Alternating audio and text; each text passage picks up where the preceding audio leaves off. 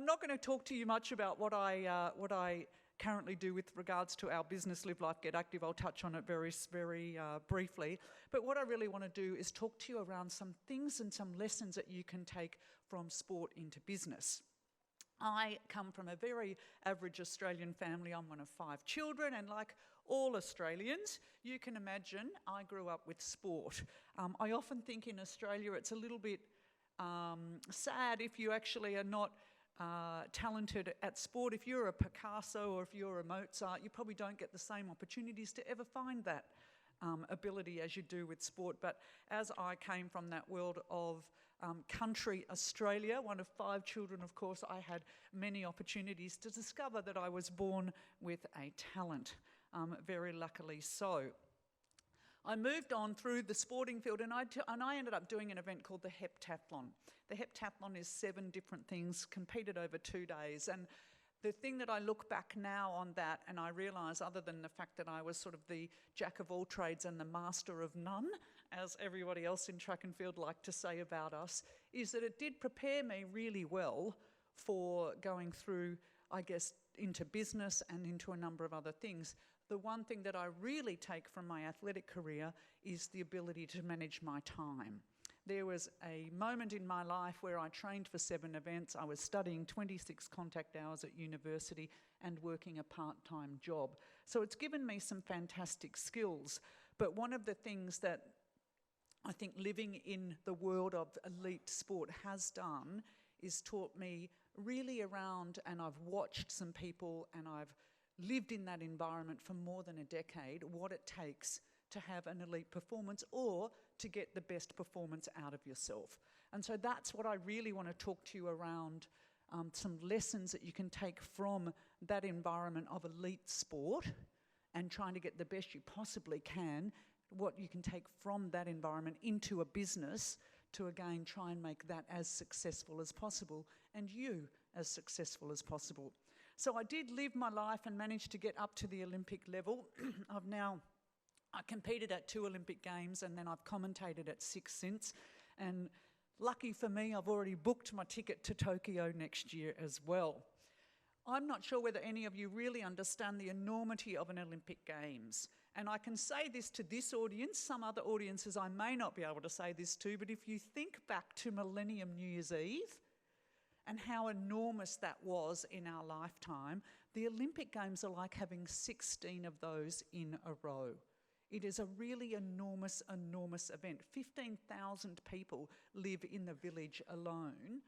NBC took 2,500 people to work at the London Olympic Games. It's so enormous. It's like having 17 Formula One races go on all at the same time. Now, for those of you from Melbourne, you know what happens to the city when the Formula One comes to town. Well, that is what the Olympic Games are like, but it goes on for 16, 17 days. And you wonder around the influence of sport and again how big it is. Do you know the biggest piece of television ratings in the history of Australian television was a swimming race between Kieran Perkins, Grant Hackett and Dan Kowalski. So more people watched that race than watched the man walk on the moon as a percentage of our television viewing audience. It's a very, very important and huge influence on what goes on around the world, not only in our world, but in others as well. So Kathy Freeman's race surpassed that one, and the Olympic opening and closing ceremonies did exactly the same thing. So it's very important. In 1993, when Sydney got awarded the Olympic Games, there was actually a turnaround in consumer confidence. David Evans, the chief economist from Westpac, has shown me the graph of what happened. So it's very, very influential world. In 2012, when Sally Pearson was about to run the race, the final of the 100-metre hurdles at the London Olympic Games, Qantas delayed QF1 from London to Sydney by half an hour so that its passengers could watch that race. There was a time when Helen Clark, the ex-Prime Minister of New Zealand, changed the timing of a general election to when the All Blacks were playing at the World Cup. So it really is unbelievably influential. The amount of people that get involved in it, 250,000 people went to Hyde Park to watch the triathlon at the London Olympic Games. That's almost the population of Canberra. So it's an enormous, enormous world. And you get into the Olympic Village, and it is the most bizarre scene, I can tell you. You go to the dining room, so there's 800 chefs at the dining hall in the Olympic Village. The first time I walked into the Olympic Village, I walked in and I stood in line, and I stood behind a guy that was 7'2", and I had never seen a 7'2" human in my life. And not only that, but he was standing next to a woman who was 6'9". And then I looked to my left, and there was this man who could lift 3 times his body weight over his head with limbs that were a third of their normal length. And there was a 20-year-old woman who looked like she was 12, who could bend her bodies in ways I just never imagined. And then it was at that point I thought to myself, oh my God, the Olympic Games is the place for all the freaks of human nature. And I was like, thank God I come from the sport of track and field. So if you think that Olympic field, that Olympic environment is around elite performance, the very elite of the elite is track and field. There are more member countries that compete at a World Athletics Championships than are members of the United Nations. It is so competitive. There are 3 per nation that can step on the start line. In swimming, there's only 2.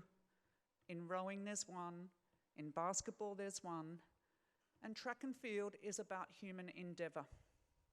It's about jumping the highest, jumping the longest, throwing the furthest, or running the fastest. It's a sport that most other sports are based on: running, jumping, and throwing. The men's long jump world record is further than 2 cars parked next to each other, behind each other. The triple jump record is nearly 20 metres. 20 metres is probably from here to almost the wall away. It's truly incredible to watch. Jared Talent, when he won the 50-kilometre walk, walked faster than 4 minutes a kilometre. Now, I don't know if anyone knows how to run, but if you can run if you can run 10 kilometres in 40 minutes, that is absolutely smoking.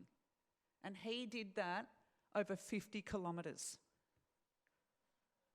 The recent marathon, sub-2-hour marathon, is just the most unbelievably extraordinary thing I've ever seen. Even at my peak, I could never have run even 800 metres as fast as what Kipchoge ran, 26 miles or 42 kilometres. When Lisa Ondieki won a silver medal in the marathon for Australia, she ran 1 mile faster than I could ever run one. I would kick her butt over the hurdles, though, I have to say. And the greatest performance you can ever find by a human is the 100-metre sprint. The one thing that I can guarantee you is when you watch Usain Bolt run across the finish line and break a world record in the 100 metres, is he is the fastest human that has ever stepped foot on the track. The fastest human being that has ever stepped foot on the earth. Every human being that is able-bodied has tried to run as fast as they can. They've never all tried to swim. They've not all had the opportunity to ride a bike, but everyone has tried to run as fast as they can. It is the most extraordinarily competitive environment, and it is with this background that I lived in and that I watched and that I learnt that I really want to talk to you about 4 things that you can take into your business that can help you achieve a better performance. The first thing I want to talk to you about is the environment that you create. And the most important thing that I could ever teach you is around feedback. Or in sport, we call it coaching. When I went from sport and started working particularly in television, I remember saying to the producers, can you give me a list of how I can improve? Every time I worked, and not once did I ever get it. In sport, we act and work and seek an environment of constructive criticism on a daily basis. Can you ever imagine, for us, going to a training session and your coach not saying anything? They would not last. And so what I would say is you try and develop that type of sport coaching attitude or that environment of constructive criticism in terms of both giving it and receiving it within your business. If you are wanting to improve, if you are wanting to get the best possible outcome, I would suggest that is the number one thing within that environment that you can change.